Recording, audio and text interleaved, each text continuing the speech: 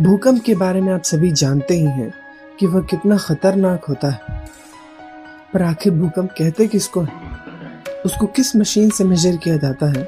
अगर भूकंप आ जाए तो उससे बचने के क्या क्या उपाय हैं? ये वीडियो इसी टॉपिक पे होने वाला है। तो चलिए बिना किसी देरी के वीडियो को शुरू करते हैं। पर उससे पहले एक रिक्वेस्ट करना चाहूँगा कि आप अगर हमारे चैनल पर पहली बार आए हैं और हमारा कंटेंट पसंद आता है तो वीडियो को लाइक करके चैनल को सब्सक्राइब कर दीजिएगा और घंटा वाला आइकन को ऑल पे क्लिक करके सेट कर दीजिएगा ताकि ऐसी वीडियोस की नोटिफिकेशन आप हमारे चैनल से मिस ना कर पाएं। आइए आज का ये वीडियो बिना किसी देरी के शुरू करते हैं। आपको भी ये बात जानकर हैरानी होगी कि हमारा अर्थ का सरफेस, जिसे क्रस्ट भी कहते हैं, वो पूरी तरह से जुड़ा हुआ नहीं है। वह अलग अलग हिस्सों में टूटा हुआ है। इन्हें ही हम लिथोस्फेरिक प्लेट्स कहते हैं। हैरानी की बात यह है कि यह सभी लिथोस्फेरिक प्लेट्स रुके हुए नहीं हैं। ये सभी प्लेट्स मूव कर रहे हैं, पर इनकी रफ्तार इतनी धीमी है कि हमें समझ नहीं आती। इनकी रफ्तार लगभग कुछ मिलीमीटर्स पर ईयर की। यह प्लेट्स जब मूव करते हैं तो अर्थ के सरफेस पर भी इनका कुछ इम्पैक्ट महसूस किया जाता है। अर्थ के मूवमेंट्स को फोर्सेस के बेसिस पे दो भागों में बांटा गया है। पहले वह फोर्सेस हैं जो अर्थ के अंदर होते हैं, उनको एंडोजेनिक फोर्सेस कहा जाता है। दूसरे वह फोर्सेस हैं जो अर्थ के ऊपरी सतह पर होते हैं, उनको एक्सोजेनिक फोर्सेस कहते हैं। एक्सोजेनिक फोर्सेस से अर्थ पर नदियां बहती हैं और इनकी वजह से ही तूफान आते हैं। वहीं दूसरी तरफ एंडोजेनिक फोर्सेस से भूकंप, ज्वालामुखी और लैंडस्लाइड का खतरा बढ़ जाता है। इन्हीं फोर्सेस की वजह से पहाड़ भी बनते हैं।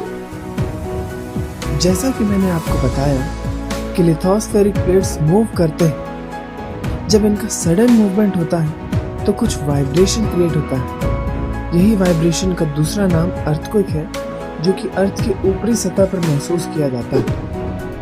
अर्थ के क्रस्ट पर जहाँ से अर्थक्वेक स्टार्ट होता है उस जगह को फोकस कहते हैं। यह फोकस ही अर्थक्वेक का मेन पॉइंट होता है। फोकस के ठीक ऊपर अर्थ के सरफेस पर जो जगह होती है उसे एपिसेंटर कहते हैं। अर्थक्वेक की वाइब्रेशन एपिसेंटर पर सबसे ज्यादा प्रभावशाली होती है। वह वेव्स के फॉर्म में ट्रैवल करता है और फैलता हुआ जाता है। इस डायग्राम में आप देख सकते हैं कि फोकस के ठीक ऊपर का सर्कल सबसे छोटा सा है और जैसे जैसे ये फैलता हुआ आगे बढ़ रहा है, सर्कल भी बड़ा होता जा रहा है। इसको हम एक सिंपल से एग्जांपल से समझ सकते हैं। हमारे सोलार सिस्टम में जो सन है उसको आप अर्थक्वेक का मेन सेंटर समझ सकते हैं और जो सूरज की रोशनी है उसे आप अर्थक्वेक का प्रभावशाली वेव समझ सकते हैं। जैसे जैसे सूरज से प्लैनेट्स की दूरी बढ़ती जाती है वैसे वैसे उसकी रोशनी का प्रभाव कम होता जाता है। ठीक इसी तरह जैसे जैसे एपिसेंटर से दूरी बढ़ती है वैसे वैसे अर्थक्वेक कमजोर होता जाता है। हम सभी यह बात जानते हैं कि अर्थक्वेक कभी बता कर नहीं आता, पर उसके आने का अनुमान लगाया जा सकता है। हमारे आसपास की सोसाइटी ने अर्थक्वेक के आने का अनुमान जानवरों के बिहेवियर पर सेट कर रखा है। जैसे तालाब की मछलियाँ एजिटेट हो जाती हैं, सांप अपने बिलों से बाहर निकल आते हैं, वगैरह वगैरह। दिमाग में यह भी सवाल उठेगा कि अगर अर्थक्वेक आ जाए तो उससे कैसे बचा जाए।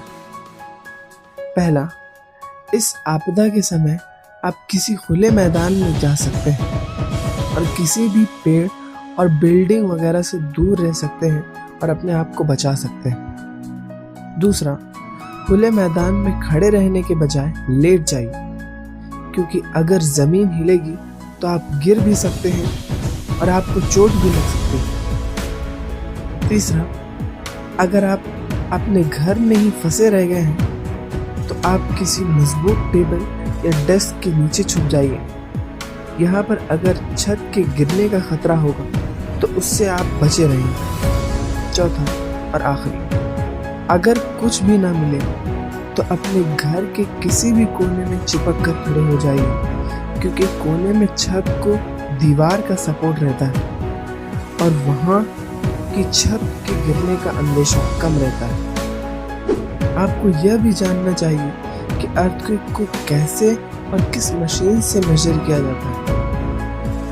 अर्थक्वेक को जिस मशीन से मेजर किया जाता है उसका नाम है सिस्मोग्राफ। अर्थक्वेक को रिक्टर स्केल पर मेजर किया जाता है। अगर अर्थक्वेक 2.0 या उससे कम है तो इसका प्रभाव बहुत कम होता है।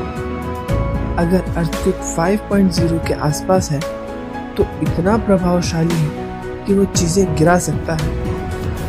अगर अर्थक्वेक 6.0 या उससे ज्यादा का है तो यह बहुत स्ट्रांग है, बहुत पावरफुल है। और अगर अर्थक्वेक 7.0 है तो यह बहुत ही ज्यादा खतरनाक है और यह जानलेवा भी साबित हो सकता है। अर्थक्वेक के वेव्स को 3 तरह से बांटा गया है। सबसे पहला है पी वेव्स, जिसे लॉन्गिट्यूडनल वेव कहा जाता है। दूसरा एस वेव्स, जिसे ट्रांसवर्स वेव कहा जाता है। तीसरा एल वेव्स, जिसे सरफेस वेव कहा जाता है।